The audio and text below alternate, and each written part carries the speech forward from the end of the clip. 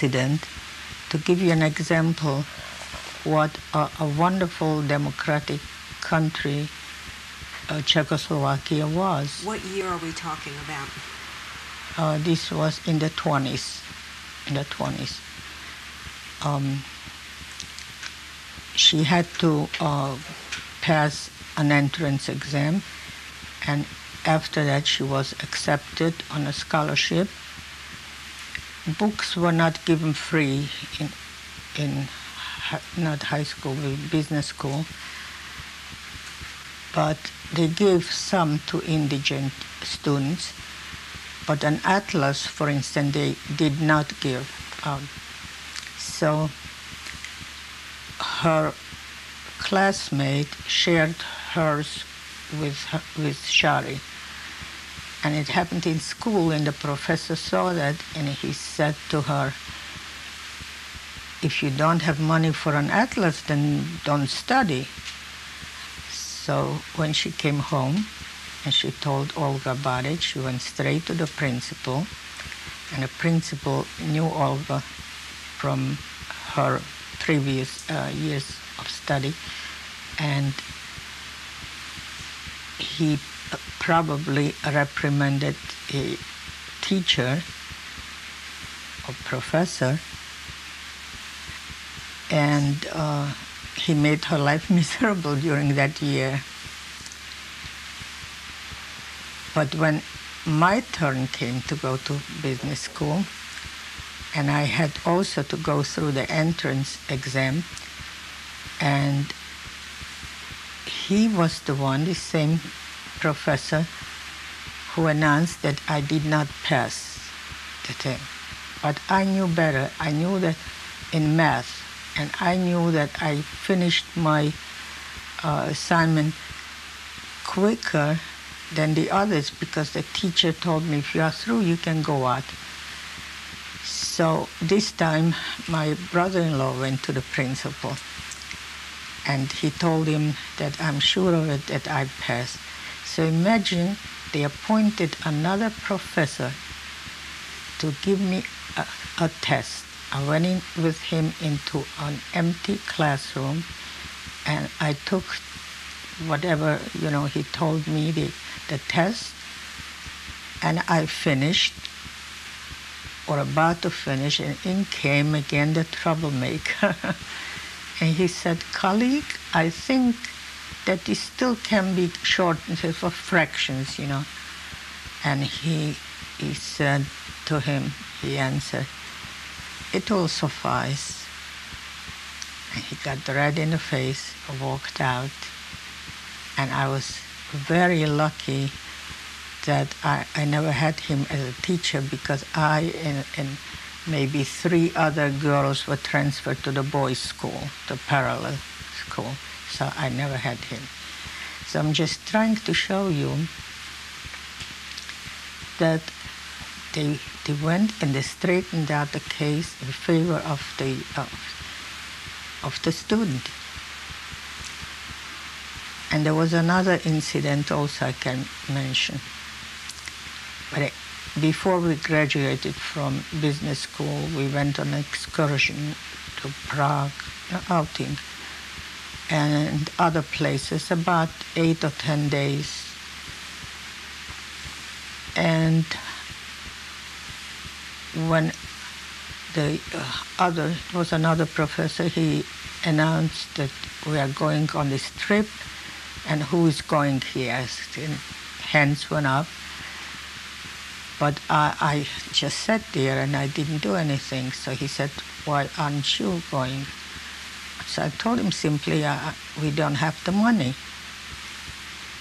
So he said, well, you and one more student can go free. Okay. So I was glad, and I told my mother. And then later on, he announced the schedule when we are going to leave, and it was on Shabbos. And 2 parallel classes were going at the same time. And I said, I cannot go if it's on Shabbos. So he said, doggone it, But he worked it out, And both classes left with me at 12 o'clock in the night. In other words, it wasn't Shabbos, but they accommodated. So I feel this was a real nice gesture. What were your goals? What did you want to be? To become a secretary or maybe in bookkeeping, but I did not choose bookkeeping because my eyesight was bad already as a child. It was neglected. I got late my eyeglasses examination when I was already earning my money as a secretary. When you were living with your family, what was your favorite Jewish holiday and how did you celebrate it? My favorite holiday was really Pesach, because on Pesach, my brother, who lived in Romania, came home to conduct the Seder since Pinchas was away in America, and he stayed over Passover. And also my sister Olga, she attended a business academy, which was a 4-year school, and she lived in the dorm. But since she had to observe kashrut, she needed a place to, she lived in the dorm, but she had to eat someplace where they could accommodate her with kosher food. So my brother Pinchas, before he left for America, he arranged everything. He took her to the city and enrolled her. And he also knew a few very nice families who opened their house, hospitable.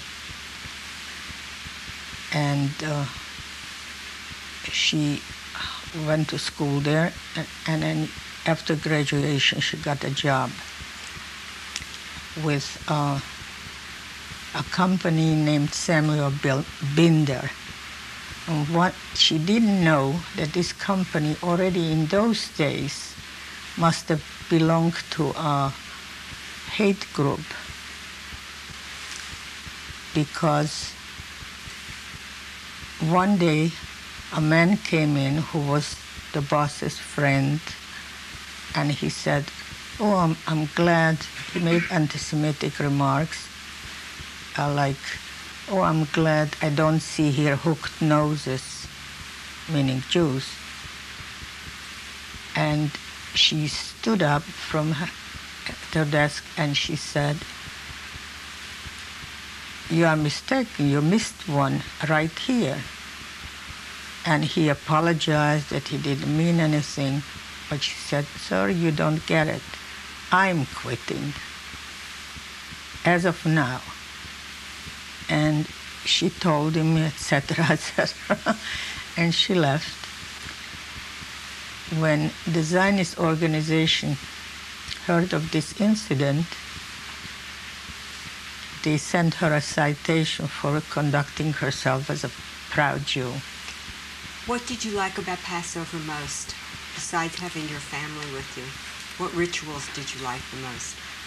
Well, the Seder, of course, because everything, was, the dishes were changed, and though later on, when I was a little bigger, even like 10 years old, my task was to peel potatoes, mountains of potatoes, and it was just a fun time. Olga came home and I tried out all her hats and things like children do with the high heels, and she taught me some songs. Do you remember any? Yes, from The Bartered Bride. That's an opera, Czech opera. Could you sing a line or so?